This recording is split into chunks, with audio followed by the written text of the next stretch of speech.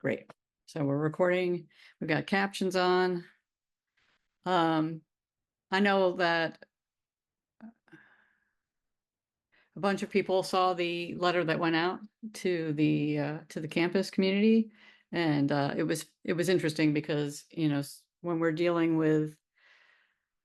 on West Campus, my group, and do it with the ATS or Digital Solutions and Experiences group. And we do sometimes not always remember immediately, or when people from our main office send out emails, don't always remember that not everything is completely the same across all of campus. That we sent this out to people who may not have access to Google Apps, but that we also do have a significant portion of people on the medicine side that do have access. So one of the things we will be going over today is the fact that you can use this with people, anybody who has Google Apps, which is everybody on West Campus and some people on East Campus, but also people who have their own Gmail accounts can use it. But there are differences in two areas. One is in how Google uses the information to train, and one is how Google allows sharing of the notebooks that are created in this program. So I'm going to close the poll. And given what I saw, that most people are just here for their curiosity's sake, we're going to go through this step by step. And I hope that everybody enjoys it. We do have a slightly different format Zoom room going today because so many people enrolled. In order to be able to accommodate everybody, we're running this as a webinar, which means that if you want to interact with us, and it's me, and we have Julie and Diana from my office that are going to be helping on the back end. You're going to want to use the Q&A pod, not traditional chat. The Q&A pod will allow you to ask questions, and either they will forward questions to me, or they will get the questions and answer them themselves as we go on. So with that being said, let me go ahead and go back to the presentation, which is my notes. And we will be bouncing a little bit back and forth between the presentation and the actual software on. Okay, so NotebookLM, it's another one of these fancy AI things. And we're going to go over what it is and how awesome it is, and kind of bizarrely, freakishly awesome in some ways. The first time I used it, we'll talk about that, but it does some stuff that's kind of surprising. So we're going to talk about what is NotebookLM, what are the key features of it, what are use cases for it. We will try to wrap our heads around both how our students may be using it and how you yourself may want to use it. And what are the advantages of using NotebookLM over a traditional method of accomplishing your tasks? And what are the current limitations of this? I've also left a little part of the presentation at the end for people who are not interested. I deliberately put some stuff that has to do with coding at the very end of the presentation, and we have a break slide where anybody who doesn't want to stay for that part can feel free to not hurt my feelings and leave at that moment. So put this stuff out of my way. NotebookLM it's a personal AI assistant. It is what's called source grounding on your sources. It works from your things. It's not necessarily like the other AIs you may have played with, where it either is live on the net and being able to process all those learning module opportunities, or if it's been trained to a certain date. This is really working off of just the content that you upload into it. It summarizes information through natural sounding podcast-like discussions, which is the thing that the first time you do it, I don't know, my jaw dropped. We literally put in just a syllabus. And if you guys have a syllabus that you want to use later as a demonstration for yourself, I recommend it. It's usually a pretty short document, so it shouldn't take too long for it to create the discussion, the podcast with your syllabus. So the other things it does, it also can help you organize and understand in very interesting academic ways a lot of different sources all at once. Um, it can generate text just like other AIs can. So it can create source materials that way. It can translate languages and it can analyze code. Like I said, we'll go over code at the end. It does also provide link citations, so it will link back to the sources that you gave it to say where is it getting this information from. And part of the reason you might think this is your information, you know what's in it, but not necessarily, right? You could be loading up documents that are far larger than you really want to process yourself in your own head. And need to know where it's getting that information from. And right now, it is a free product. Um, this is, I mean, who knows where the future is going with AI in general, and with this in particular. I believe that Google does consider this still to be a beta product.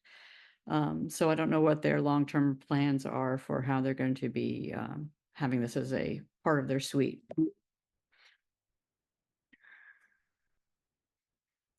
So when I said before that everything in it is source grounded, so this is the term that is the official term for when you have your AI trained to particular material. You may know that or feel more comfortable knowing that your company is using an AI that is closed, that it is trained on your company's policies, your documents, and that it's not leaking out into the world, and nothing from the outside world is also leaking back into it. Sort of what's happening here. It's typically something that if a company wants to do this, it does cost a substantial amount of money to have your very own AI running for the company. So this is neat. It's a little personal AI that's just for you with your information, the stuff that you've been able to get and load into it. So now I'm going to go ahead and invite you to switch over to the product with me. We're going to start a notebook. So let me get into here. So the URL is just notebooklm.google.com.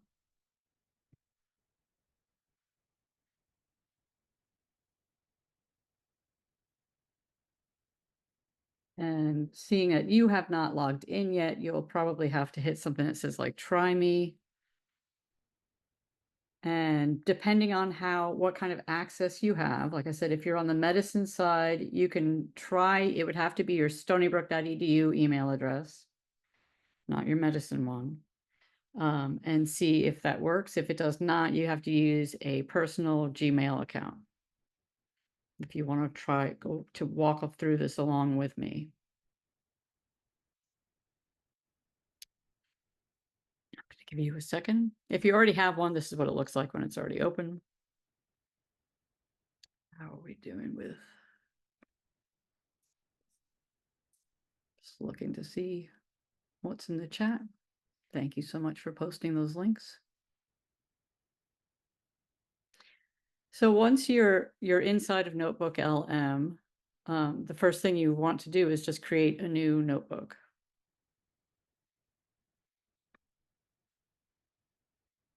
You will want to add sources to it because it's grounded on your source material. It's not it doesn't just work off the net. So this opens up by default, but I'll just show you if we close this just to get a sense of the whole desktop that we have here. So you can get back to all your different notebooks from here. You can add your sources by clicking here. You can also add notes, which is just pasted information. This by default has this chat field that's open. And it also has this thing called Notebook Guide. And we're going to need to load some sources up before we really can see what this does. But this is where you're going to find that audio piece that's kind of fantastic. What we were saying before with differences with sharing, the sharing up here, if you are in a personal account, it will allow you to kind of just share to other people who have email addresses, like, and put them in. But once you're associated to, so the Stony Brook one is different. It will only let you share with people from the organization. You can't just create notebooks with a ton of content in them and expect to be able to share it to a different domain, so outside of Stony Brook.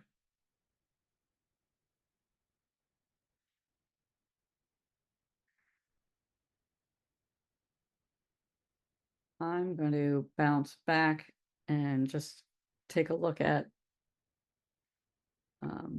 one that I've already made. And what I did here is I created a notebook to go over fables and nursery rhymes. I added a couple of different sources, including the entirety of Aesop's Fables through Project Gutenberg. A whole bunch of also Real Mother Goose, I think, had the same source, some Jewish fables, and also the Panchatantra, which is actually YouTube videos. It's somebody who went through and read the whole thing.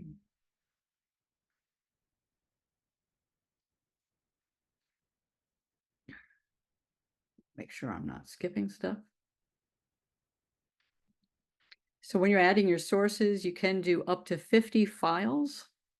That's one of the limitations, if you can consider that a limitation. And we can see that when I click on this, each one of the sources, it summarizes it right away, talks about what the topics are, and then goes ahead and has the full, the text of what you've added as the source material. Now, if you're wondering, if I go back and I look at one of the videos, this has happened yesterday too, where this temporarily became unavailable, but it, so this is a bug in it. It's not, the video is actually unavailable. Sometimes it shows up, sometimes it does not. But it also has transcribed all of the spoken words from the YouTube video as well.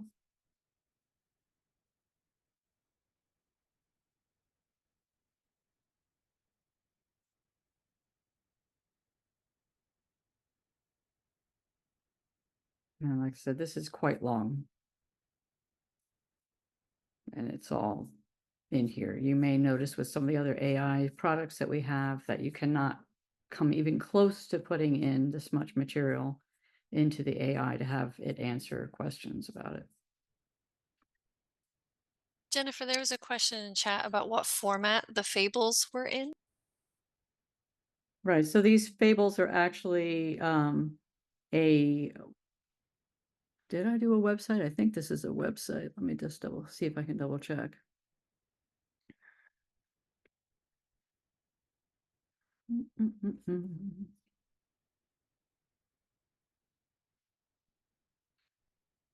I believe that I put in a URL. So if I go to say plus add sources, it shows you that you can drag stuff from your computer, which would be PDFs, text, markdown language, or audio, MP3s. Now, when I say MP3s, we're talking MP3s that have voice on them. We're not talking music. It's not going to analyze sound. You can load from Google Drive, Google Docs, Google Slides, and links from websites and YouTube and your clipboard. It's also showing me the source limits down here that I have, which it looks like maybe they bumped it up to 300 from 50 since I wrote this. I feel a little bit like when a lawyer talks, they don't let you record it because everything could change the next day. When you're talking about AI, everything can change the next day as well.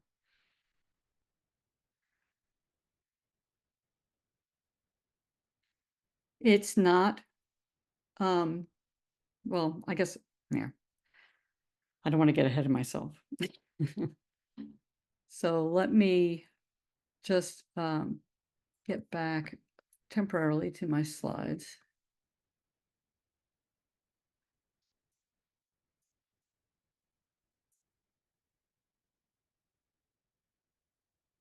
So this is what we just talked about with the accepted document types.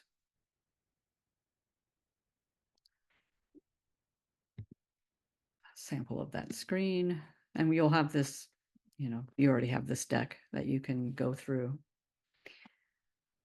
So as of now, when I wrote it, maybe not as of today, the file size can be up to 500,000 words or 200 megabytes for uploaded files. It can have 50, maybe 300 sources. It's optimized to work with text files. So I've seen people say that they load in Excel and CSV files, but I'm pretty sure that what they're talking about is Excel or CSV files that are text-based, and they're copying out the content and loading it in outside of a spreadsheet file, because it's not a calculator. Over and over, you can emphasize this program is not a calculator. You know how some AIs get some basic math wrong? This will really get it wrong because it's not what it's here for. That doesn't mean that it can't help you process large qualitative data that may be stored in an Excel file. It absolutely can, but not large Excel files that are number based. All right, so it also has a limit of multiple large files or multiple files, what could take longer to process than what you would expect. The voice stuff, which we haven't gone over yet, they're not, at the time that I did this, customizable. So you always have a man and a woman talking. And that's just the way it is as of now. When I first started using this, the voices weren't particularly glitchy. The last time I did one, I did notice that they were a little bit more glitchy. I'm not sure if that's just because I had pounded the heck out of it, putting a lot of data in. But in any case, I guess your performance may vary. When I first did this, you really couldn't tell if the people who were speaking were AI created or real people. But last time, like I said, it was definitely like, oh no, this is AI. You can't make different notebooks talk across to each other. So just keep that in mind when you're organizing your files. We already said it's not a calculator. There is no version history. So, I mean, that's part of the thing that I don't like about the way Copilot works. At least the university's version of Copilot is that I can have conversations. I go in the next day and they're all gone. But there is a hack to that with this, in that I'll go back again for a second here. If I go to my notebook, if I have a nice conversation going down here, this is not particularly charming, but how many tails have lions, right? And I think that this is a particularly valuable output. I can save this to a note, and then I have it the next day. So if you have really good chats going on inside a NotebookLM, if you want that to stay preserved, just save it as a note. Otherwise, it will disappear.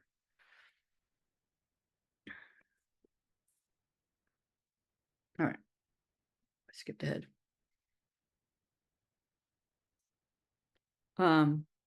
Yeah, so we talked about this before also. The education accounts can't create public links to your notebooks. You have to be 18 or plus to use, which means this is not a K through 12 tool for students to be using. Teachers could certainly still use it for now, obviously. It does not create images, videos, or slides, but it does create prompts that you could use in a different program. For example, I used the prompt that was provided to me by NotebookLM, brought it into Adobe Express, and got this image. So the prompt was image of a mirrored. This is what NotebookLM made. Oftentimes prompts are what I make, right? I'm asking something of AI, so I make the prompt and it responds. But in this case, NotebookLM made this prompt. Image of a mirror framed with intertwined branches of trees. The mirror's reflective surface features scenes from different fables, such as lion and mouse, fox and crow, and tortoise and hare. Around the images of the mirror, interspersed amongst the branches, are symbolic representations of societal values like scales for justice, a heart for compassion, and a handshake for cooperation. Now, I don't know about you, but I think that prompt is probably more detailed than what I would have made. So I appreciate the fact that NotebookLM made a prompt that I was able to bring easily into Adobe Express, and I didn't have to put very much into the thought into how I wanted it to be designed. And obviously, if I didn't think that prompt was great, I could ask it to make more prompts, and I can always ask Adobe Express or some other creative tool that's using generative AI for images to give me more renditions of what it comes up with that prompt. Also, I took its prompts and I asked it to create a slide deck outline. And then I took that and I brought it into PowerPoint with Copilot, and it made a slide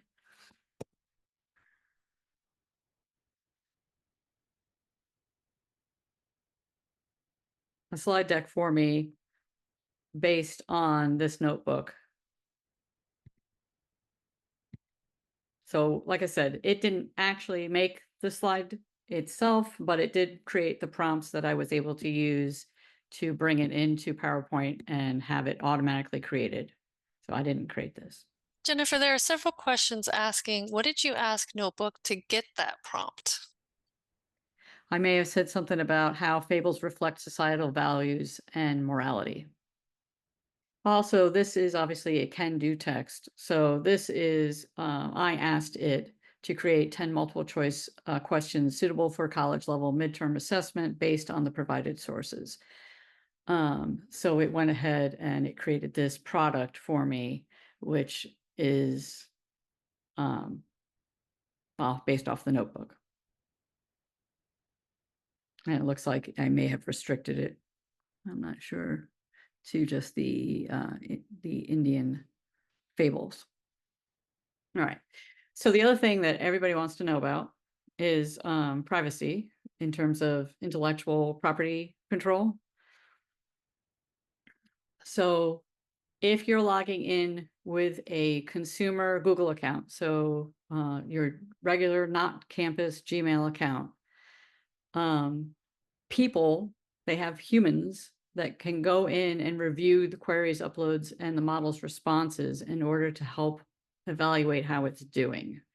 They can also address abuse or make improvements. There are human beings coming in and looking at stuff. It is not taking the data and using it to train NotebookLM. It's got people going in and chonking around on it and putzing about and making sure it's not behaving in a way that is not what they wanted.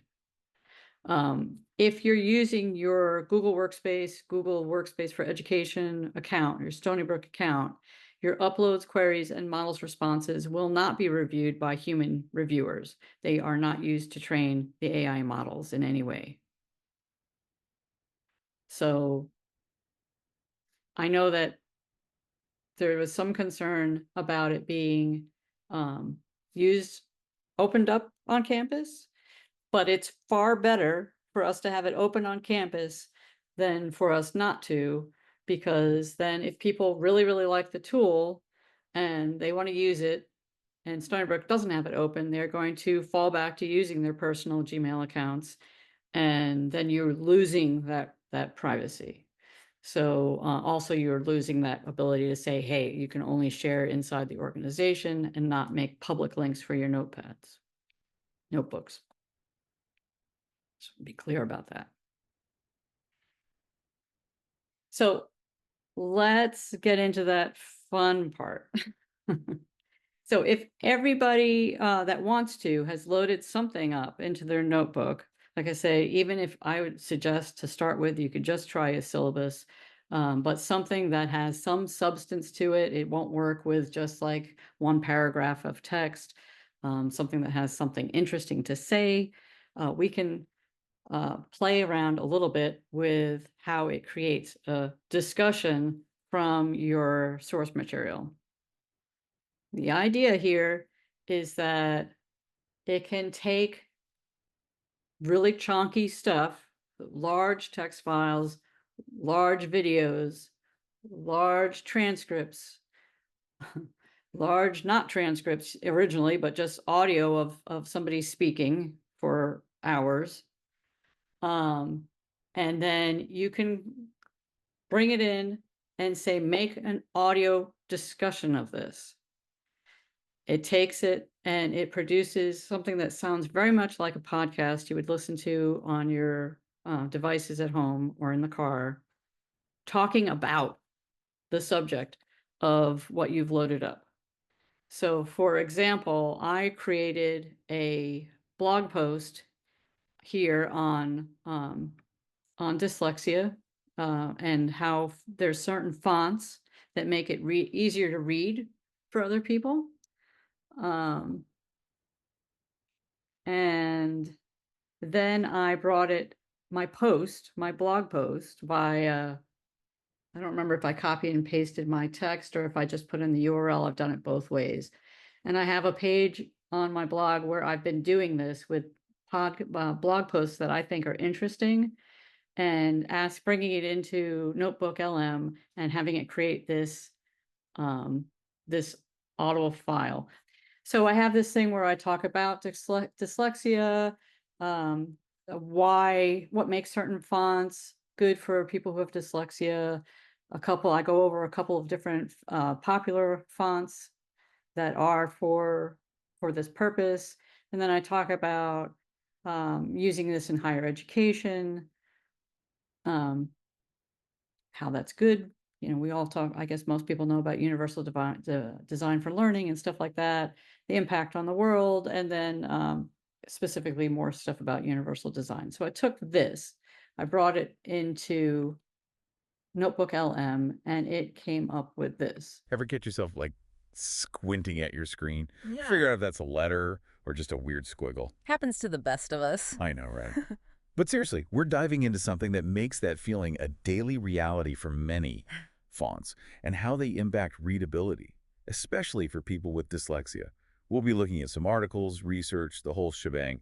Hopefully, by the end of this deep dive, you'll walk away thinking, wow, I never considered that. Definitely a topic that deserves way more attention. First off, we got to understand dyslexia. It's brain wiring, not intelligence. Affects up to 10% of people, which means chances are, someone dealing with this. So it's not just kids like struggling with their ABCs in grade school. Nope, it goes way beyond that. Think about college lectures, work emails, even just reading a book for fun, and it's always a struggle. Tough stuff. Okay, yeah, that puts it into perspective. So where do fonts come into all of this? Well, for someone with dyslexia, certain fonts are like visual noise. They make reading a chore because their brains process the information differently. So like, are we talking those super fancy script fonts where it's all swirly and connected? Those are definitely up there. But even seemingly simple things like the spacing between letters, the thickness of the lines, it all adds up. Like if a B looks almost identical to a D, that's going to trip someone up. Ah, okay, I'm starting to see the problem here. And that's where those, what are they called, dyslexia-friendly fonts come in. Exactly. They're designed specifically to tackle those issues. Think clearer letter shapes, heavier bottoms on letters so they don't flip around, wider spacing so it's not all crammed together. So there's actually a science to this whole font thing, huh? It's not just like picking something that looks easier on the eyes. Oh yeah, it's a whole field. Like those heavier bottoms we talked about. They actually have a fancy name, descenders. And studies show they really do help keeps the letters from seeming to like flip around in your head, which can be a big problem for dyslexic readers. Then you've got your ascenders, think the upstrokes on an L or an H, making each letter more unique. Wow. I I was knew gonna there was skip so much ahead a to little it. bit here. Simple as choosing a dyslexia-friendly font for all course materials instead of just having a separate set for some students. Because that one little change, it can make a huge difference in a student's life. It's kind of mind-blowing when you think about it. All the subtle things in design that we never even notice, but that can make a world of difference for someone else. Like, what was that quote? The only difference between ordinary and extraordinary is that little extra. Something like that. Yes, love that quote, and it totally applies here. If switching up a font can make learning more accessible and less frustrating, imagine what we could achieve if we put that same energy into every aspect of design. This deep dive, it's really got me thinking about those little extras and the power they hold. Definitely eye-opening. So, for all you listeners out there, next time you're working on presentations, sending an important email, even just jotting down notes for yourself, remember what we talked about. Little choices, big impact. Let's make information and experiences accessible for everyone. Okay, so it's mind-blowing, like literally mind-blowing. I know people who work in podcasting, when they first heard this, did not realize that it was being made by AI, and it makes it eloquent. It is totally understandable. It's relatable. They're explaining things. They're deep dives. They always refer to them as deep dives. Um, and you could just do this. You could do this with anything. They're typically between um, for the bulk of mine, I guess, have come out closer to around 9 or 10 minutes. I recently, though, did one with that on the fables, and I think that was topped out at the highest I've ever seen, closer to 20 minutes.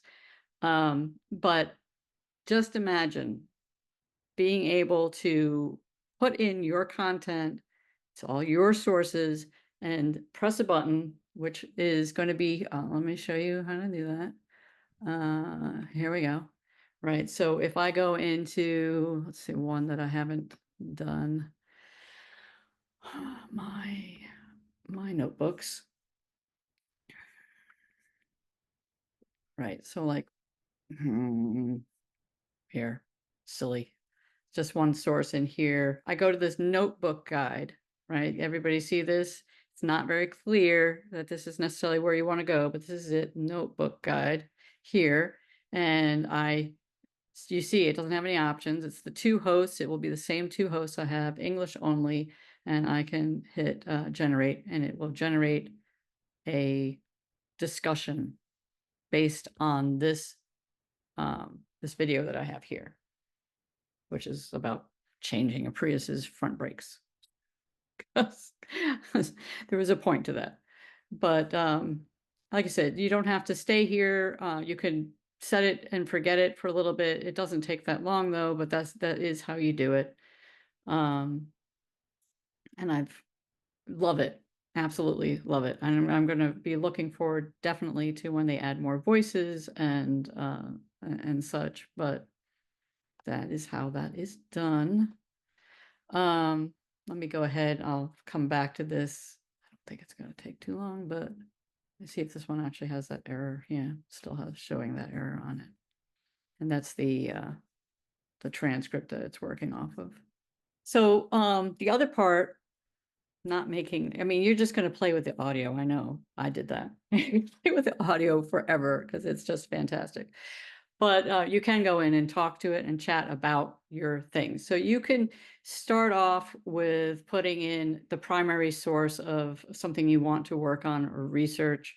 And then it will summarize it automatically. But now you have the opportunity to go ahead and tell it what you want. So you could load up the first source, start working with that a little bit, but then find 5 more papers or whatever on the same thing, but that have been done by different universities or whatever, if you have the PDFs for these papers. And you could say, extract all the methodology sections. Focus on just implementations that are technical specs, technical details about it. Pull out just the marketing strategies or insights. See where I'm going here? You can analyze across multiple sources all at once to compare and contrast, to get new ideas, to figure out, you could say, what were steps that one person did but nobody else did. Compare the different findings, different viewpoints across all of the documents. Ask, what specific audiences might take away from those particular source materials. And then when you're doing that, you can set a baseline saying the two extremes that are most useful to people oftentimes is explain this to me like I'm 5 years old. Or, maybe I'm a 12th grader or something like that. Or explain this to me from a very advanced technical level. Those are, again, let's just, I'm going to keep going back and forth here. So our audio is done now here, but this is where I'm saying that the chat, right? So it's going to present you with some questions that you can start with, but this is where you would go ahead and start asking it to cross-analyze your different sources and such. Let's go back to that notebook guide though, and let's see what we got. Jennifer, while you're there, there's a few Yeah. questions about what Okay. else you can create. Mhm. And so can you show like going back into that again and then just talking a little bit about the help me create section up there? Right. So it's going to be able to create anything that is text-based, but certainly it has these kind of like help me buttons that you can just dive into. So let's see, I'll take a quick peek at this timeline one, see what it does here.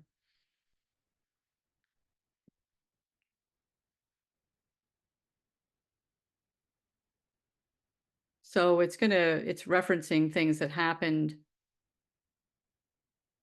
which is pretty cool, actually, in the video. And like, again, this is just one source.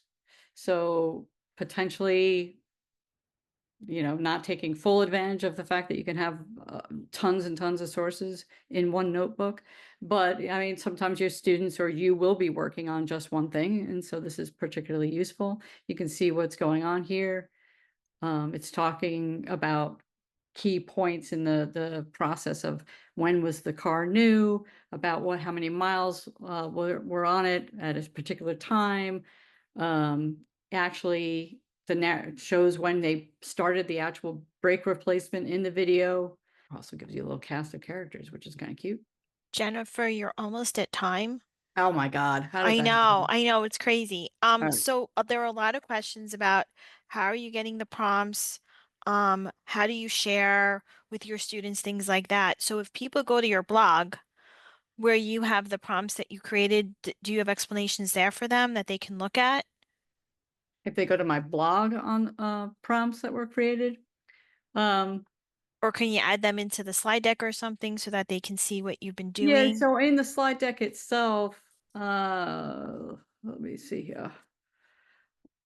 These can be used as prompts, extract methodology sections, focus on you can use those as prompts. And back here, this part here, where it says here are 10 multiple choice questions, but that's basically my prompt, but with it repeating it back to me. Same thing before I at the very beginning of the actual deck in NotebookLM, it sort of had my prompt in the title. And this is the prompt that NotebookLM gave me. So it's in the deck, not as much in my blog, but I can start making prompts for people if they'd like that for sure in the blog posts. Okay, and thank you. And then the other thing that's being asked is how to share and can things be downloaded and shared? Sharing in here is up here. There's a share button. And you can share to other people. So I can say, I want to allow Diana to either view or be able to edit this notebook. So you can collaborate between different people. I can make a link, but it's just going to be for people in Stony Brook University because this is a Stony Brook account. You can, for example, let's go back to this notebook guide. This audio file. All right, so welcome to another deep dive. Today, we're generative braking, or could the owner's driving style also be a factor? Well, definitely. I can go to the 3 dots and download this audio file, which is how I then reload them up into my blog so that I have a list of all the different audio files based on my blogs. This is the slide deck for the PowerPoint slides that I made. I took this and I just copy and pasted it and brought it into PowerPoint. So those are the sharing things that I know about anyway in NotebookLM. Sharing the whole notebook with people at Stony Brook, downloading the audio files, and cutting and pasting the text notes. Okay. So we are at time. This was a teaser to find out what questions people had, give people a quick overview of the tool. Jennifer, I'm trusting that we'll be offering other sessions for people to come to. Not an hour long? It says 11:45 on my thing. I thought it was an hour long. Yeah. But we have, you want to stay for 15 more minutes? People can ask you questions. Is that what, I just want to be mindful of. Whatever you guys want to do. Like you do have the slide deck, so you can always go through for that. All right. Well, I'll have to have follow-up presentations because there's a lot. And definitely reach out to me, jennifer.adams@stonybrook.edu. You'll get a survey in your email, and I will definitely be giving you any of the resources that you may want. Also, my blog is at the very end of the file, so if you want to get onto there and subscribe to the blog, that would be great too. Thank you for coming.